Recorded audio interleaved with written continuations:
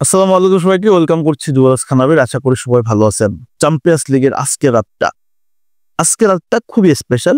Real মাদ্রিদের খেলা, Real Madrid এবং আর্সেনালের ম্যাচ, খুবই ইম্পর্টেন্ট ম্যাচ। এবং গতকালকে রাত্রে চ্যাম্পিয়ন্স লিগের যে লেভেলে একটা উত্তেজনা দেখছি অ্যাস্টন ভিলা এবং বরুসিয়া ডর্টমুন্ডের কাছে, যে লেভেলে তারা কামব্যাক দিতে আসলে ট্রাই করছে, বাট সে সুন্দর করতে পারে নাই। বাট আমি বিশ্বাস করি এই ফিনিশিংটা রিয়াল মাদ্রিদ দিতে পারবে। রিয়াল মাদ্রিদের ঘরের মাঠে খেলতে নামতেছে 3-0 গোলে পিছায় আর্সেনালের এগেইনস্টে কোয়ার্টার ফাইনালের সেকেন্ড লেগ।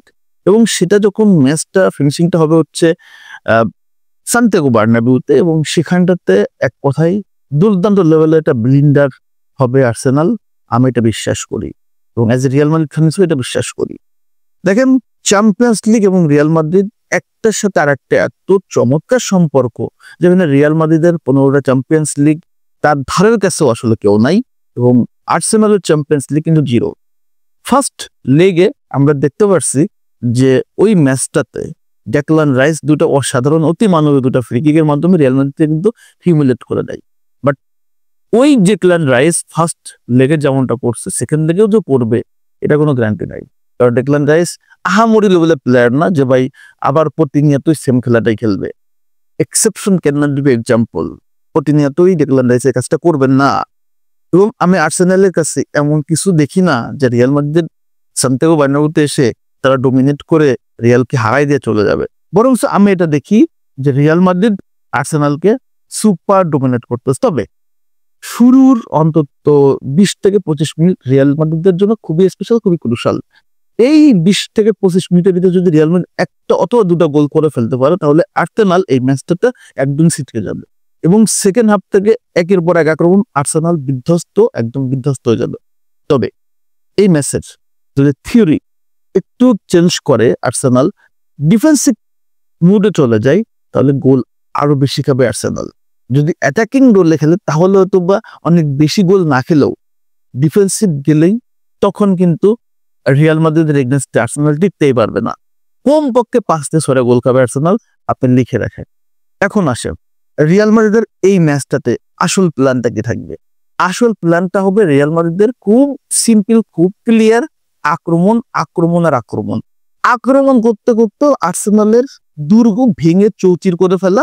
এবং সেই জায়গাটায় যত বেশি প্রেশারাইজ করতে পারে, তত বেশি আর্সেনাল কিন্তু এই ম্যাচ থেকে নিজেদেরকে আসলে হতাশ হয়ে যাবে। বিকজ সান্তিয়াগো বার্নাবিউর ক্রাউড, সাদ বন্ধ, রিয়াল মাদ্রিদের এই সাদা শিবির, সবকিছু এবং ঐতিহ্য, সান্তিয়াগো বার্নাবিউর একটা পাওয়ার, রিয়াল মাদ্রিদের এই আক্রমণ, রিয়াল মাদ্রিদের অ্যাগ্রেশন আর্সেনালকে একদম দুমড়ে মুচড়ে ফেলবে, আর্তেতাকে দুমড়ে মুচড়ে ফেলবে। শেষ পর্যন্ত রিয়াল মাদ্রিদ আমার কাছে মনে হয় এই ম্যাচটাতে অন্তত 4-5 গোলেই আসলে রিয়াল মাদ্রিদ আর্সেনালকে ডিস্ট্রয় করে ফেলবে।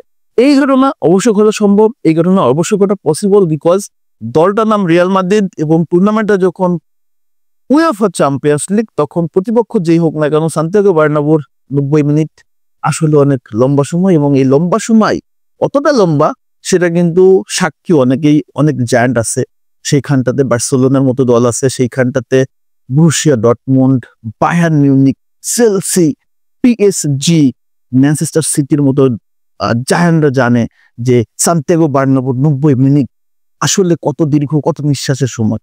সো এই ম্যাচটাতে আমি অবশ্যই রিয়াল মাদ্রিদের জয় দেখতেছি, কোনো সন্দেহ নেই। আর্সেনালের আমি কোনো সুযোগ দেখতেছি না। তবে এই ম্যাচটাতে কামাভিঙ্গা নাই, লাস্ট ম্যাচটাতে কামাভিঙ্গা লাল কার্ড খাইছে, যার কারণে খেলতে পারতাম না। তবে Kylian Mbappe, Vinicius Junior, Rodrygo, Bellingham, Federico ভালভার্দেদের নিয়ে এই যে রিয়াল মাদ্রিদের একটা দুর্দান্ত দল, আশা করব যে সকল বাধা, সবকিছু পেছনে রেখে রিমন্টাডার একটা নতুন ইতিহাস রিয়াল মাদ্রিদ লিখবে। এবং রিয়াল মাদ্রিদ আসলে ইতিহাস লিখে না, সবই তো রিয়াল মাদ্রিদের ইতিহাসই ভিতরে আসলে অংশ। তো এই সাদা জার্সি জয় হবে। চ্যাম্পিয়ন্স লিগে রিয়াল মাদ্রিদকে বের করে দেওয়া আর্সেনালের পক্ষে আদৌ পসিবল না, এবং সেটা করে দেখাবে রিয়াল মাদ্রিদ, এবং সেটা সান্তিয়াগো বার্নাবিউ 90 মিনিটের ভিতরে। It's my prediction, Real Madrid 5, Arsenal 0।